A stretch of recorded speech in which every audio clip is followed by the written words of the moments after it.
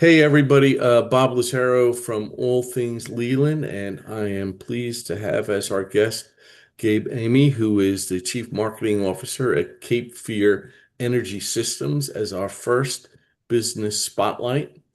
There's no secret that energy prices are going up. If you're in Duke Energy territory, they're requesting an 18% rate increase. And if you're in the Brunswick Electric Municipal Co-op area, they have changed to a time of use model, which peak period will be 2 to 6 p.m. come April 16th.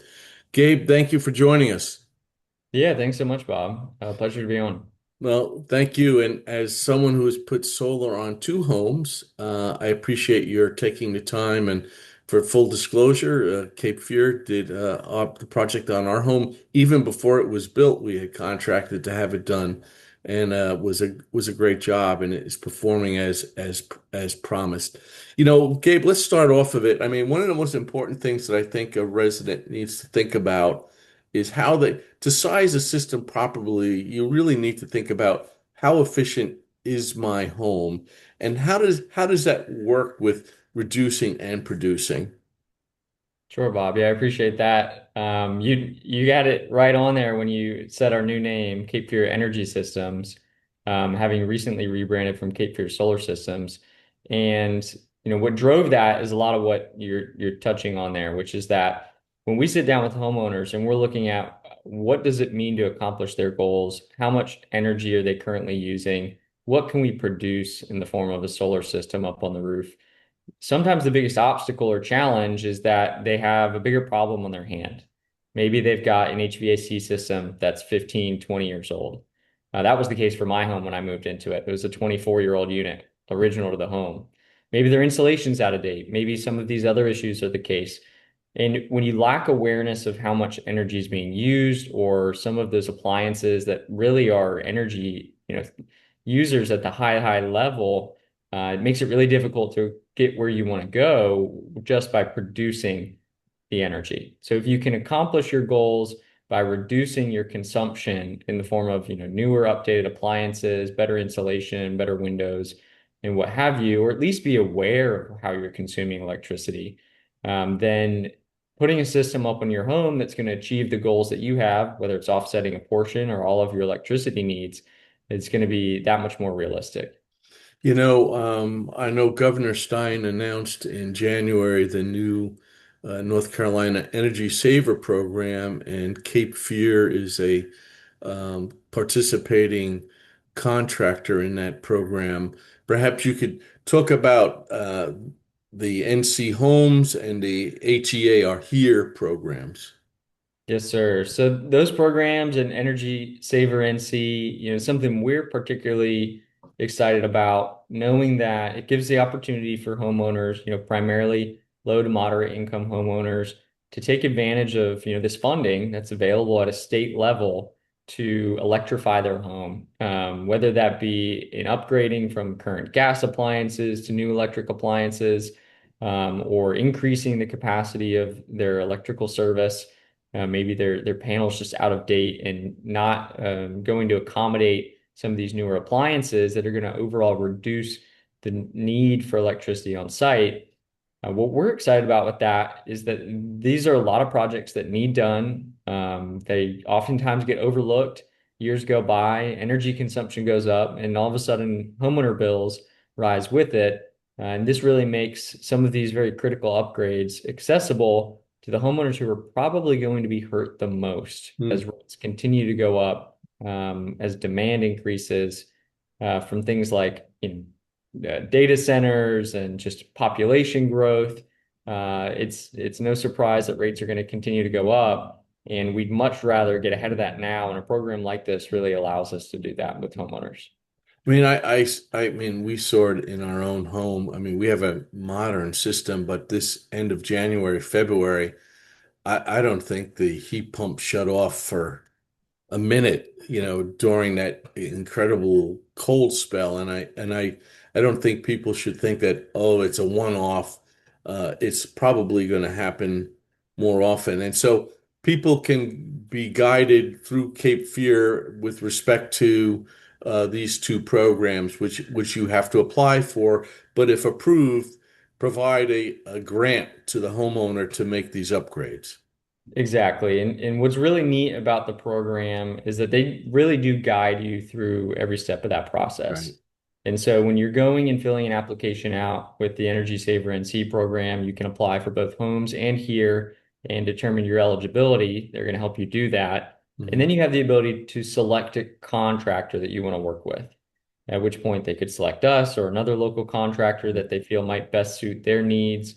And we're going to be able to work alongside them to provide, okay, here's what fulfilling, services for your home might look like. Here's what the forecasted energy savings are going to look like.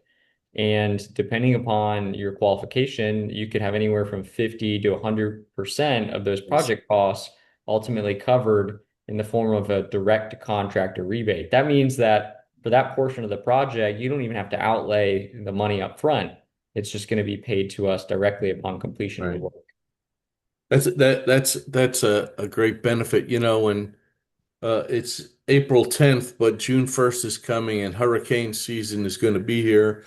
Yeah, and so there's a lot of discussion now about solar and batteries, solar or a generator, and getting it just right. A battery certainly can help you with in a system like where we have BMC and time of use. You could time the discharge of the battery to the time period, et cetera. So maybe you could give us a little details on that. Sure, absolutely. I think, to touch on briefly there, Bob, you mentioned the changes BEMC made to time of use. I do think it's important to acknowledge. I know, they've done a really good job trying to communicate those changes to the community. They're not alone in having Yes. made a change like that. We work quite a bit with Santee Cooper and Ori Electric, the two biggest utility co-ops in Myrtle Beach area of South Carolina. Duke Energy, for its solar customers in particular, is shifting towards a time of use rate in the year or two to come. And they are time of use in other states as well. Yes. So that is going to continue to be the trend, especially as the load growth Hmm. continues with these data centers and population in these areas. It's the only way for the utility to try to influence usage patterns. And the Yeah. only way for homeowners to really substantially, meaningfully shift their usage away from those peak windows is to evaluate solutions like battery storage paired with solar. Because those batteries can be programmed to shift that load as needed so Hmm. that we as homeowners, we're people of Hmm. convenience, right? Yeah. We're not so great at just shifting the way that we do things just because No. the utility told us to. And so having a battery technology that can do that for us is super valuable. And it also can provide that backup power. Now, where we have then kind of made the shift to also providing generator solutions is understanding that depending on someone's backup goals, we want to be realistic about what's going to be accomplished in the form of that backup power. To your point, we deal with some pretty significant weather events, Hmm. 6, 7 days or more sometimes, where we might want to be prepared to be out of Yes. power. And depending upon how much solar energy we can produce at a site and what the loads are that we want to back up in that event, we need to be prepared to provide a generator solution that might just be a better fit depending on their goals.